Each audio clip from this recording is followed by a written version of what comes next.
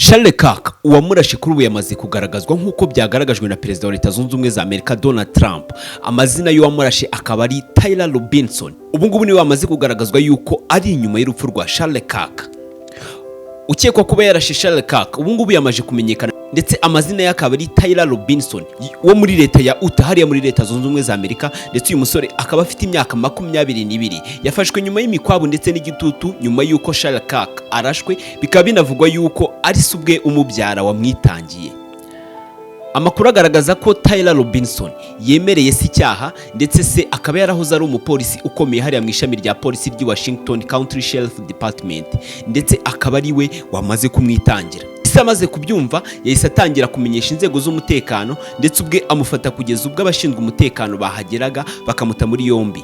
Icyari cyatangiye nk'igikorwa cy'ubugome kikaba cyahindutse inkuru y'ihungabana, kwitangira inshingano ndetse n'akaga kadasanzwe kagaragaza intambara hagati y'urukundo rw'umuryango ndetse n'ubutabera. Abagenzacyaha bavuganye n'uwabanaga na Robinson mu cyumba cya kaminuza, ndetse abereka ubutumwa Robinson yari yanditse ku rubuga rwitwa Discord, urubuga rwo kuganiraho ndetse no gusakaza amashusho rukundwa n'abakunda imikino yo kuri mudasobwa, aho yavugaga uburyo agiye gufata imbunda yari yahishwe ahantu, aho yari yayisize ndetse yayitwikirije igitambaro ihishwe mu gihuru.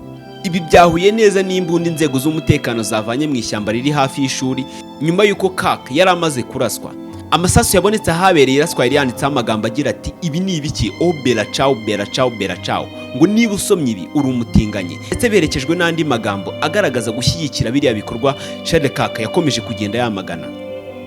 Charles Kirk yari umunyamakuru, umwanditsi n'umuyobozi wa podcast. Yari umuntu ugaragara cyane mu rwego rwa politiki, ndetse wahaye ubufasha bukomeye perezida wa Leta Zunze Ubumwe za Amerika Donald Trump n'ishyaka rye ry'abarepublike, ndetse agakomeje kuryumvisha urubyiruko ku rwego ruri hejuru cyane. Kirk kandi yari umufatanyabikorwa n'umuyobozi mukuru wa Turning Point USA, itsinda ry'abanyeshuri ryari rigamije guteza imbere ibitekerezo by'abarwanashyaka bo ku ruhande rw'abarinda umuco cyangwa se abo dukunze kwita abakonservateur. Igihe yaraswaga akaba yari yarigiye muri kaminuza ya Utah Valley kuwa gatatu nk'igice cy'urugendo rw'ibikorwa 15 byiswe American Comeback Tour, byari bigamije kugera ku mashuri makuru yose muri Leta Zunze Ubumwe za Amerika.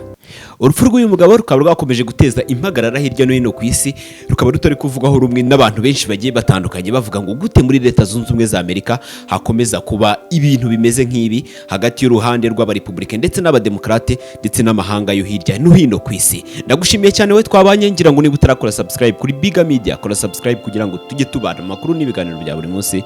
Ngiye mwari muri kumva nk'abandi mugisha Fabrice Mungu, Imana n'abantu nkabipfura cyane. Ndabakunda. Ciao ciao.